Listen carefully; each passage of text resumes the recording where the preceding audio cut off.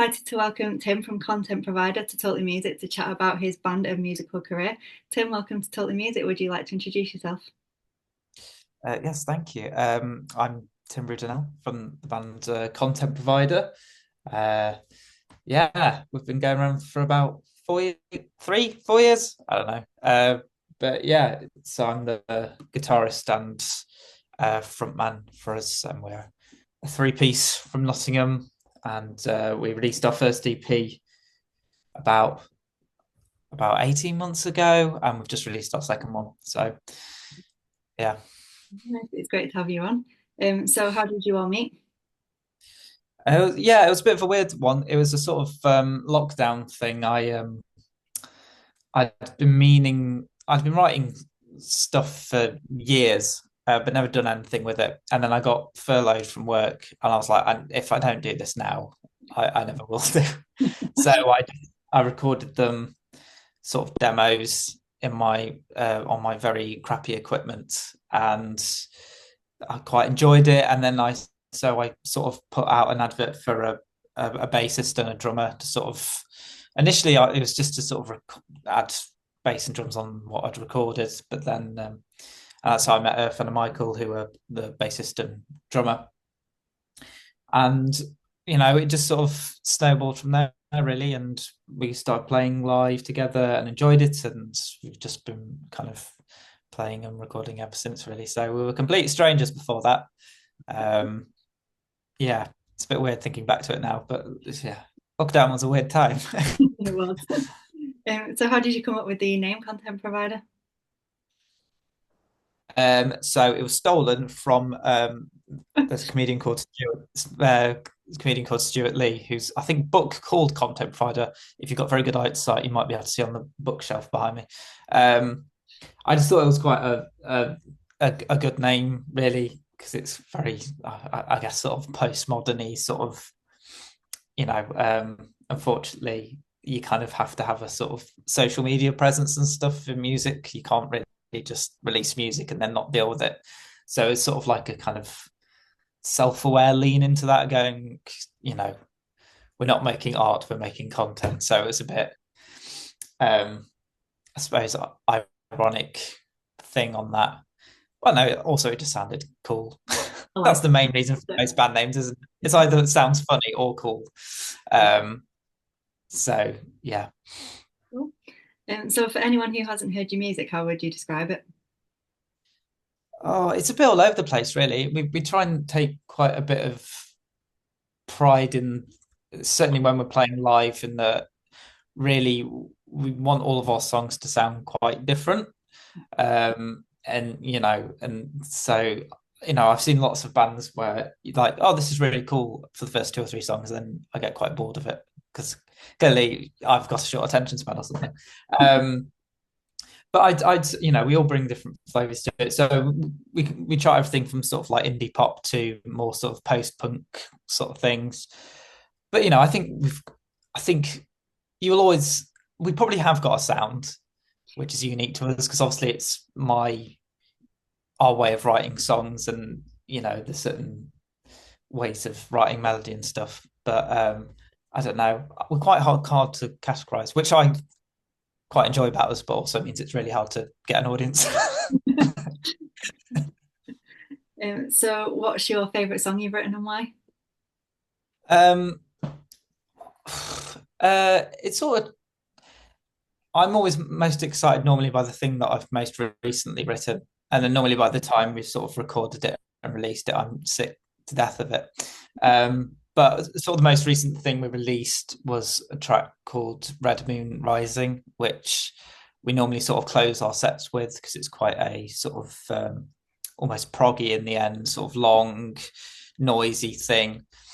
And I think that I'm really happy with that one. We play it, every set, normally close with it, and I think it just, what I try and do is make it so it kind of goes weird places, but at the same time it feels like you're not just being weird for the sake of it.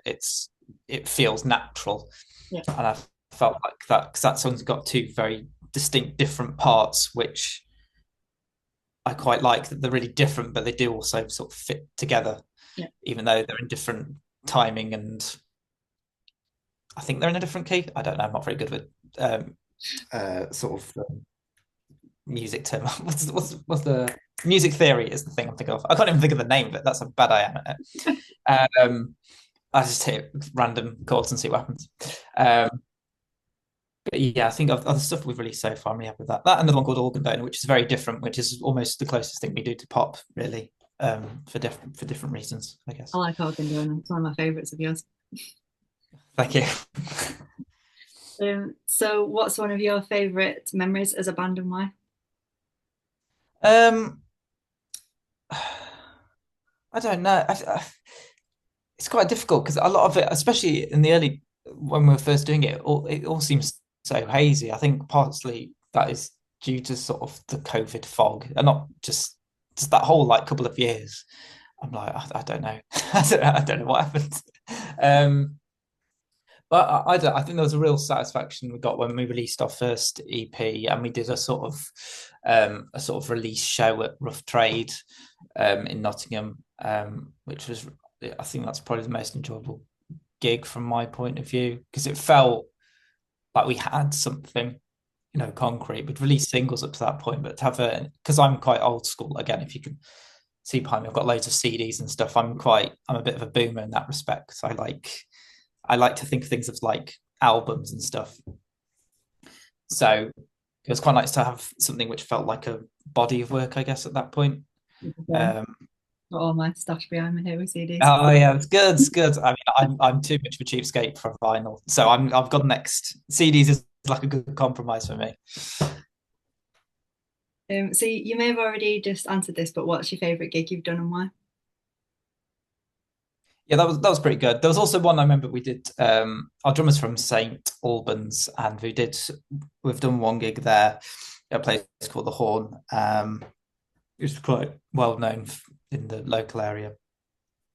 And I just remember, I mean, I think we played everything twice as quick as normal. It was so hot. I was just like I don't normally sweat very much, but I could see it pouring off me.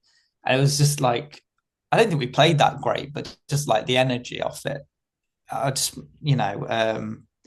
yeah, it was really, I've not listened to anything back from it, which is probably good, but it was like one of the first ones I did. I was like, I actually kind of felt it's weird. It's like you're flying, I guess, at times, for lack of a better word. When it's going well, you just kind of almost out of body with it, and you're just enjoying it. And then when you think back, you can go, "Oh God, I did that wrong and that wrong and that wrong." But in the moment, you just sort of get carried away with it. That was a really good one.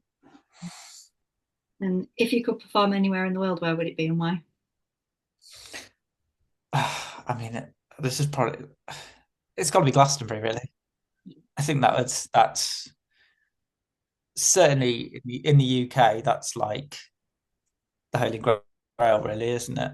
And because I'm quite a jealous and bitter person, whenever it comes to festival seasons, and I struggle to watch them when I'm either not there or I think, oh God, I wish I was playing that. It's like, um, yeah. So I think that would be the sort of thing if we got to play Glastonbury, even if it's just like a tent Yeah. in, but like with three people, just to say, that would be an amazing thing. Um, yeah, I think that'd be the pinnacle for me.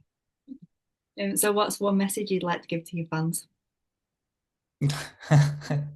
uh, uh, thanks. Just thanks for ever bothering to listen to us and come to any of our gigs. Things are expensive, and to justify spending money at gigs, and you're lucky to get a drink for less than five these days. And there's so much music out there, you know, to bother listening to us is anything. I think that's the most you can ask of people is their time and money. The fact that they're prepared to give you any of that, it's if from my point of view, I don't do it for validation from other people. I do it because I enjoy doing it. But at the same time, it does make it a lot easier when you like, it does make it gigs are much better when there are people there. And we played plenty of gigs where there aren't any people there. So it's yeah, it really means a lot that people take notice at all, ever. So finally, what's next for you? We're always recording, we're always gigging. I think the next sort of big one we've got is we're doing a sort of charity thing at the Bodega, which we're doing covers at, which is going to be interesting because we've never done covers before. Because I'm too scared to do covers because if I play my own songs badly, only I know. Um, so that's going to be an interesting experience. But it's, I've always wanted to play that venue, so that would be Nice one. really good experience. Um, uh, um, so as I say, we released our second EP fairly recently, and I think our sort of plan is before the end of the year to sort of compile everything we've done up to this point and release it as one big sort of thing. Because I'm a boomer, so I saw these two EPs as like one complete album, and then I just sort of split them in the middle. So I kind of always intended it to be one big thing. So I think having that released as one big thing will, for me, if no one else, will be a nice thing. um, but yeah, I mean, with going down and recording more this week for stuff which we'll probably release next year, we just keep on churning it out. Looking forward to seeing what's going for you. Thank you. A massive thank you, Tim, for joining me on Totally Music. If anyone would like to check out Content Provider's music, I'll leave all the links in the description below for you. Thank you. Yeah, thanks for having me.